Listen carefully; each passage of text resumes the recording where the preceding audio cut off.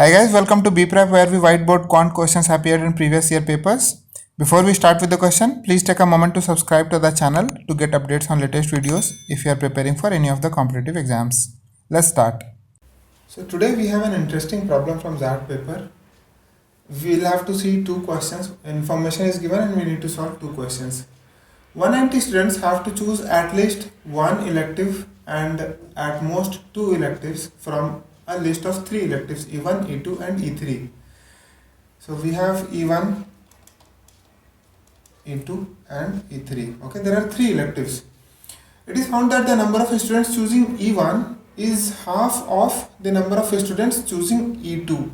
Okay, so E1 is half of E2 and one third the number of students choosing E3.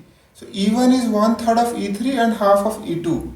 Okay, so if we say, let's say X people are choosing E1, then 2X people are choosing E2 and then 3X people are choosing E3, right? So in this case, in this way, E1 will be one third of E3 and E1 will be half of E2. Okay. Okay. Moreover, the number of students choosing two electives is 50. Which of the following cannot be obtained from the given information? Okay. So see, number of students choosing E1 is X, E2 is 2X and E3 is 3X. So total number of electives chosen is 6X, right? So there are 190 students. So 190 students has chosen 6X. Sorry. Out of 190, every student has to choose one elective, okay? And plus 50 students are choosing two electives.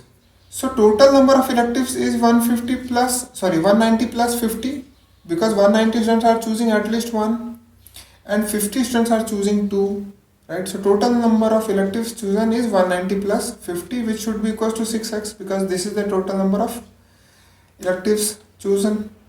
Okay, so this is 190 plus 50 will be 240. 6X is 240, so X will be 40. Okay, so if X is 40, we have E1 is equals to 40, E2 equals to 80 and E3 equals to 120. Okay, so out of 190, 120 students have chosen E3, 80 students have chosen E2 and 40 students have chosen E1. Okay, now see, which of the following cannot be obtained from the given information? So we have this information and cannot be obtained. Okay, so number of students choosing E1. So number of students choosing E1 is known. We know 40 students are choosing E1. So this can be obtained, not the right choice. Number of students choosing either E1 or E2 or both, but not E3. Okay, so let's see it in this way.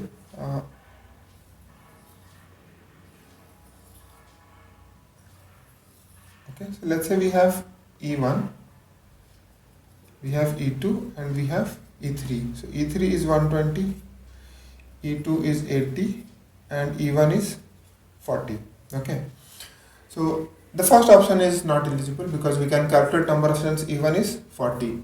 The number of students choosing either E1 or E2 or both but not E3. Okay, so that means we need to find out the number of students choosing anything but not E3. So we know total number of students is 90.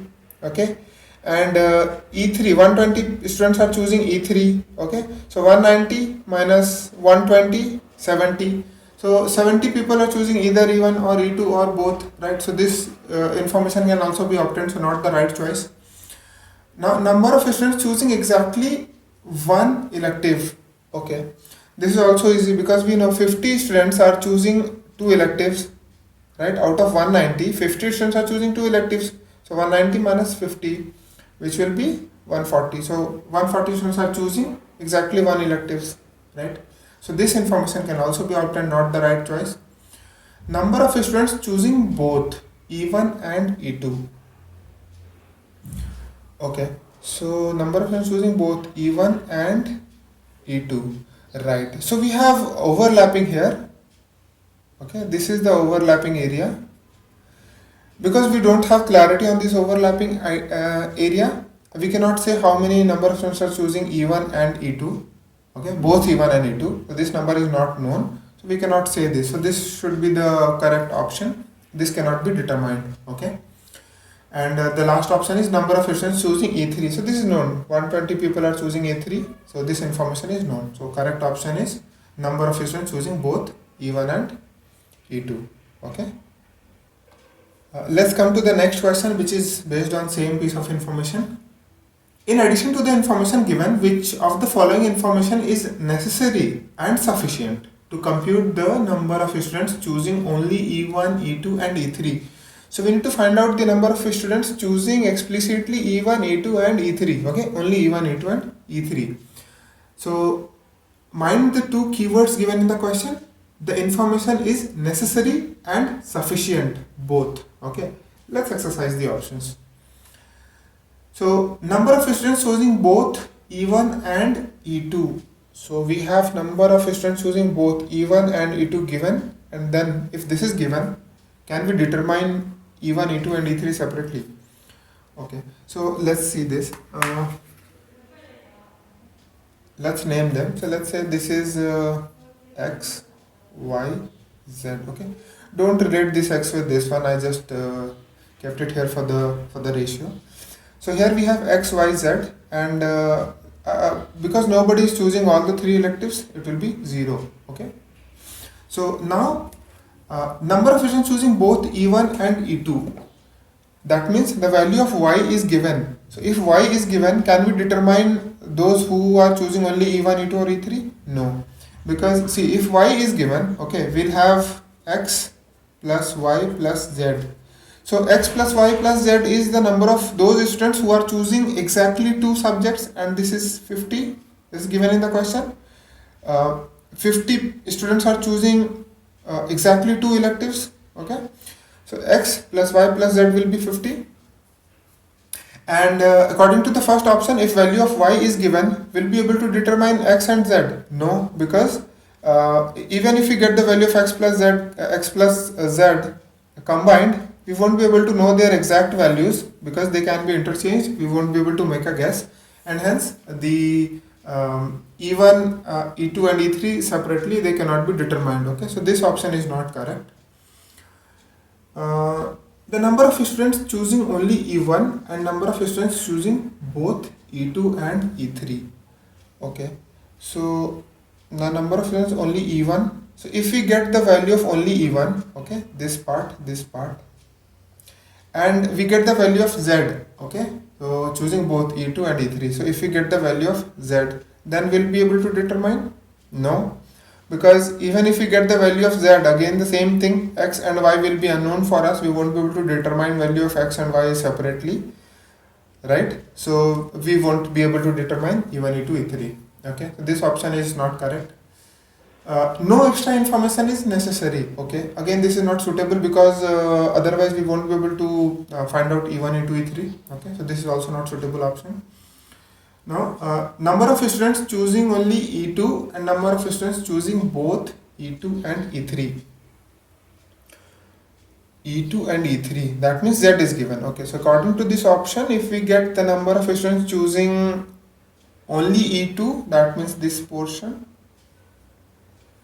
Okay, this shaded portion, if we get this only E2 and Z also, right?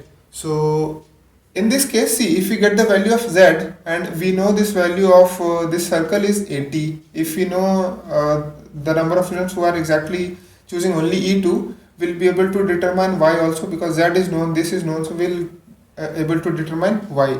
So from here, if you see, Z is given according to the option, Y we will be able to determine, and if we determine Y and Z, X we can also determine, right? So these three will be known for us. And once we get to know all these three separately, X, Y and Z, we'll be able to determine E1, E2 and E3 separately. E2 is anyway will be given in the, according to this option. So E1 and E3 can be calculated. So if we choose this option, yeah, we have the sufficient information to calculate this. But let's see the last option as well. According to last option, number of students choosing both E1 and E2. Okay, number of students choosing both E2 and E3, and number of students choosing both E3 and E1. So according to this option, it says if X, Y and Z all three are given, then can we determine E1, E2 and E3 separately? Yes, we can determine because once we get to know X, Y and Z separately, we can just subtract and get the values. So if we follow this option as well, we can determine the information. But there is a difference between fourth and fifth option. Is again, question says that necessary and sufficient. So in option 5, we have the sufficient information, but those are given unnecessary because value of X, Y and Z all three are given. We don't need this information. If we just get to know two of these, right, according to the fourth option, if we know value of Z and this, we get Y. And if all three are given, they are sufficient, but they are not necessary. For example, the value of X is not necessary. If we just get to know two of them, third one is not necessary, right? So hence the last option is not suitable because it has the sufficient information, but it has more information than required, right? So hence fourth option is the correct one. Thanks for watching this video. If you have any doubts or questions, please post in comments. And guys, please do subscribe to the channel by clicking the subscribe button below to get updates on latest videos. Thank you.